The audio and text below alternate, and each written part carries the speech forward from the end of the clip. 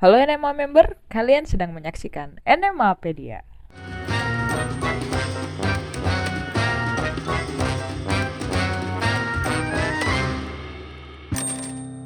Selama beberapa menit ke depan, saya, Putri Kintan, akan mengulas berbagai informasi menarik seputar skena modifikasi di dalam dan di luar negeri.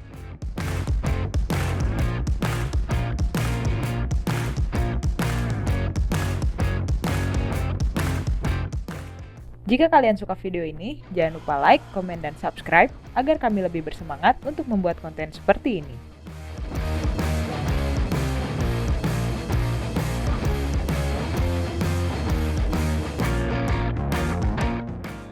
Dalam lingkup modifikasi, sebuah karya dinilai secara objektif untuk mengetahui poin-poin pentingnya, seperti tren yang dibangun, unsur function, safety, sampai workmanship yang baik dan lainnya. Biasanya, modifikasi merupakan pemikiran orisinal seseorang atau sekumpulan orang yang pada akhirnya bergulir menjadi tren.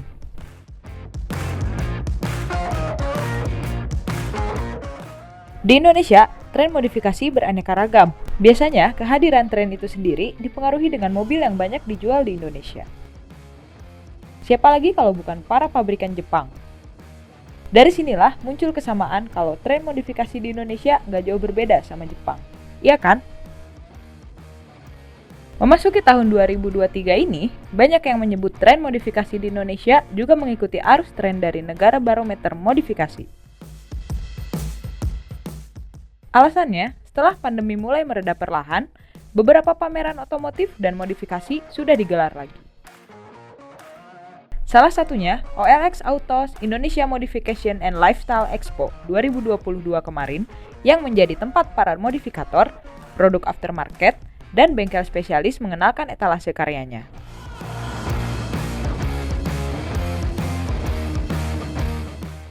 Berlanjut ke 2023, kira-kira apa saja tren modifikasi yang bakal ramai? Coba kita tanya ke para ekspertis modifikasi di Indonesia. Di dunia modifikasi biasanya yang menjadi tren itu kita itu ngelihat di luar ya.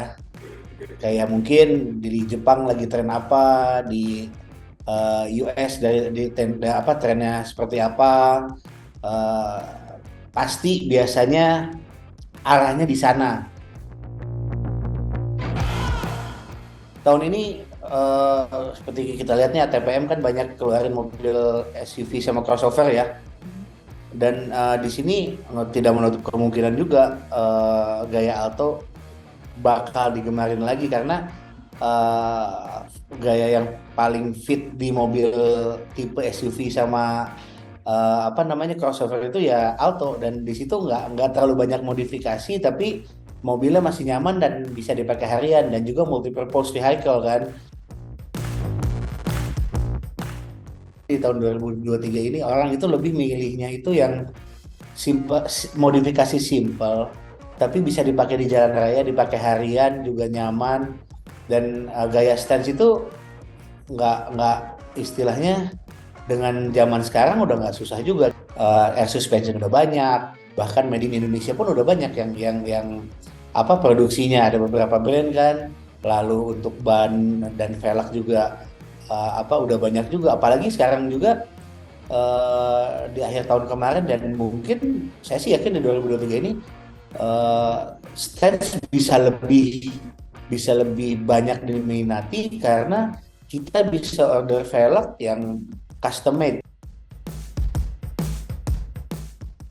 Beberapa produsen baterai, dan saya juga dengar di Indonesia udah ada satu pabrik yang udah produksi baterai untuk electric vehicle yang akan istilahnya mereka bahkan jadi pelopor juga tuh.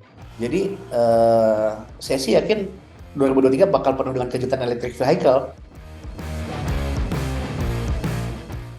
Ya, mungkin kalau di 2023 ini dari sisi NMAA juga akan terus mendukung industri modifikasi secara langsung, seperti yang rekan-rekan semua sudah ketahui bahwa saat ini program pelatihan berbasis kompetensi dari Kementerian Perindustrian yang diinisiasi oleh NMAA ini udah selesai. Jadi kita udah mempunyai satu bukunya untuk sub-sub pelatihan apa saja nanti yang bisa diambil.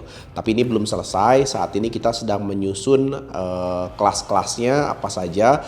Jadi nanti rekan-rekan mungkin yang dari SMK maupun kejuruan-kejuruan lainnya bisa mengambil berbagai program ini untuk nanti mereka bisa jadi modifikator-modifikator handal di Indonesia. Ya, mungkin kalau di Indonesia untuk regulasi modifikasi sendiri saat ini masih dalam proses ya, baik di Kementerian Perhubungan, teman-teman di IMI Mobilitas juga masih mengusahakan regulasinya.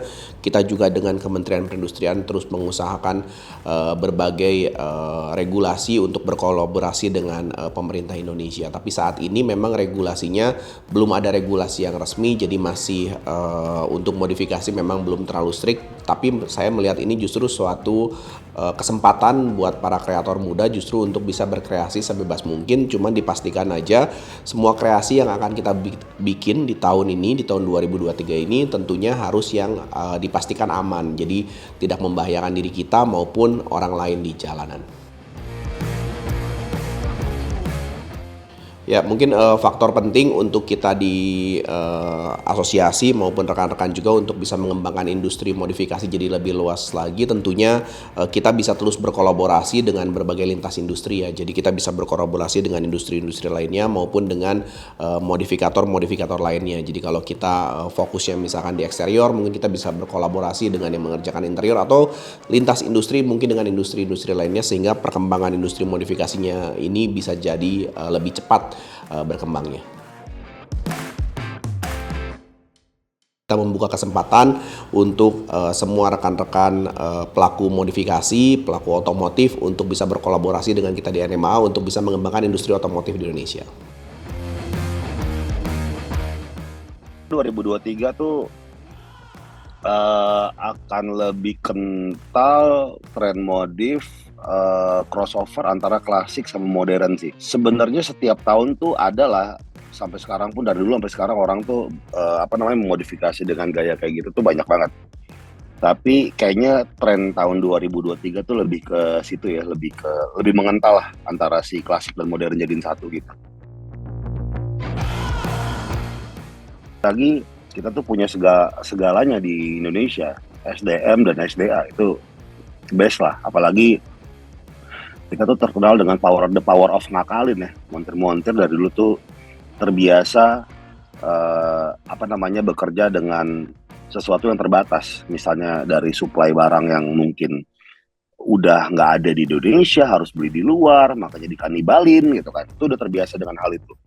Nah, dengan modal yang seperti itu, menurut gua kalau kondisi aftermarket kita, gue yakin banget akan lebih gila dari tahun ke tahun, terutama di tahun ini, karena banyak produsen, banyak bengkel yang belajar improvisasi produknya.